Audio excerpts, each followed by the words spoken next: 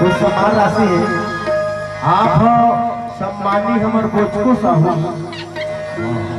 पुष्पराज साहू जी, सम्मानीय दीपक साहू जी, सचिन साहू जी, आप चारों की ओर से सादर 60 रुपए के सम्मान राशि है। और आप ऐश्वर्या साहू, गंगा साहू, मंजू साहू, चुलबुली साहू, प्रीति साहू, ज्योति साहू, आप सबकी ओर से सादर 51 रुपए के सम्मान राशि आप सबके पावन चरण में प्रणाम जाते स्वीकार करिए। जय जय श्री राम।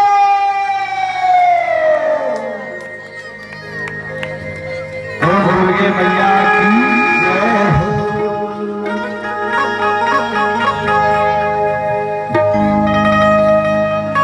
क्या बात है। बोल शेरा वाली मैया की जय हो। महामाया मैया की जय हो। भुवनेश्वरी मैया की जय हो।